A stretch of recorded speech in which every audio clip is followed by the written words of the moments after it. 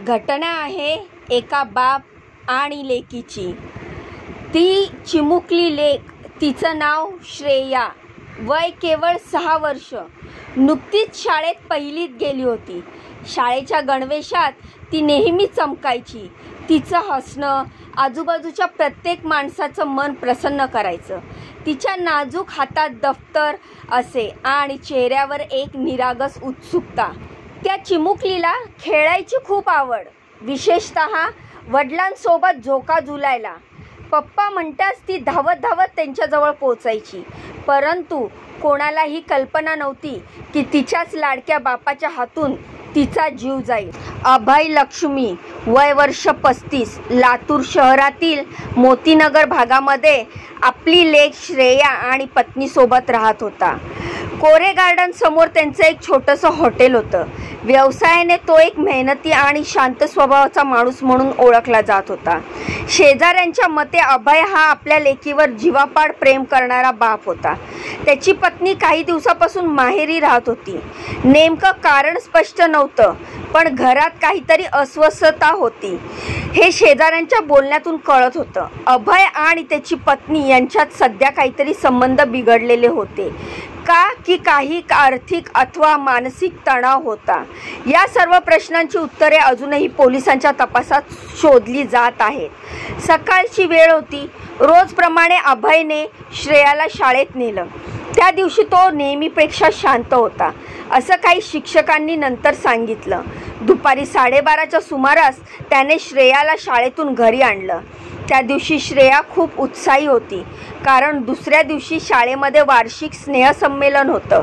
घरी आल्यानंतर सर्व काही बदललेलं होतं। शेजारी यांनी सांगितलं की श्रेयाच्या रडण्याचा आवाज काही क्षणासाठी ऐकू आला, पण लगेचच शांतता पसरली। काही वेळानं अभयची आई घरात आली आणि समोरचं दृश्य पाहून तिच्या पायाखालची जमीनच सरकली। श्रेयाचं निष्प्राण शरीर जमिनीवर होतं। तिचा गळा आवळून ठार मारण्यात आलं होतं, तर बाजूलाच अभयने साडीने गळफास लावून आत्महत्या केली होती। तिने आरडाओरडा केला आणि शेजारी जमले। त्यांनी बघितलं आणि पोलिसांना कळवण्यात आलं। गांधी चौक पोलिसांना घटनेची माहिती मिळाल्यानंतर ते घटनास्थळी पोहोचले। त्यांनी पाहणी केल्यावर घटनास्थळावर आत्महत्येची आणि खुनाची स्पष्ट चिन्ह आढळली। श्रेयाचा मृतदेह जमिनीवर, तर अभयचा गळफास लावलेला अवस्थेत होता। पोलिसांनी दोन्ही मृतदेह ताब्यात घेतले आणि शवविच्छेदनासाठी पाठवले। सुरुवातीच्या तपासात काही गोष्टी स्पष्ट झाल्या। घरात कोणत्याही प्रकारच्या जबरदस्तीची चिन्ह नव्हती। श्रेयावर लैंगिक अत्याचाराची चिन्हसुद्धा नव्हती। घरामध्ये कोणतीही चिठ्ठी, सुसाईड नोट आढळली नाही। या सर्व माहितीच्या आधारे पोलिसांचा अंदाज असा आहे की ही एक हत्या आणि आत्महत्येची घटना असून यात घरगुती वैफल्य, मानसिक तणाव अथवा कौटुंबिक संघर्ष कारणीभूत असावा। संपूर्ण प्रकरणात सर्वाधिक महत्त्वाचं कोड म्हणजेच प्रश्न असा आहे, तो म्हणजे अभयची पत्नी काही दिवसांपासून माहेरी का होती? काहींनी सांगितलं की दाम्पत्यात मतभेद होते, तर काहींनी हेही नमूद केलं की सासर माहेरच्या तणावामुळे ती माहेरी गेली होती। पण जेव्हा घरात एकच बाप आणि मुलगी राहत होती, तेव्हा अभयवर एकाकीपणाचा, नैराश्याचा परिणाम झाला होता का? की त्याला काही मनस्तापाने इतकं पोखरलं की त्याने आपल्या लाडक्या लेकीलाही सोबत घेण्याचा निर्णय घेतला? हे सर्व प्रश्न अजूनही उत्तरांच्या प्रतीक्षेत आहेत। घटना समजताच संपूर्ण मोतीनगर परिसरात खळबळ उडाली। अनेकांना विश्वासच बसत नव्हता की अभयसारखा प्रेमळ बाप असं काही करू शकतो। काही शेजाऱ्यांनी त्याला काही दिवसापासून विचारमग्न व तणावाखाली पाहिलं होतं, पण कुणीही हे अपेक्षित केलं नव्हतं की तो इतकं टोकाचं पाऊल उचलेल। श्रेयाच्या शाळेतील शिक्षकही शोकाकुल झाले। एका शिक्षिकेने सांगितलं की ती मुलगी रोज हसत खेळत शाळेत यायची। ती अभ्यासात चांगली हुशार होती। ती अशी जाईल यावर अजूनही विश्वास बसत नाही। या घटनेचं खरं कारण काय आहे, हे कारण शोध घेणं फार महत्त्वाचं आहे। पोलिसांकडून काही शक्य तपासण्या केल्या जात आहेत।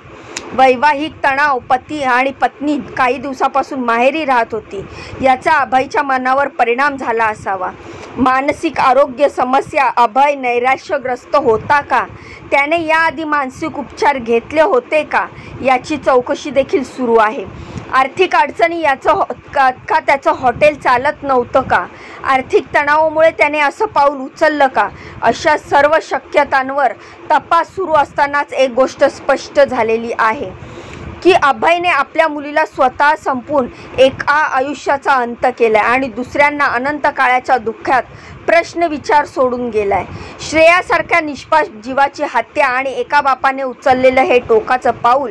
ही घटना केवळ एक गुन्हा नाही तर एक सामाजिक आरसा आहे.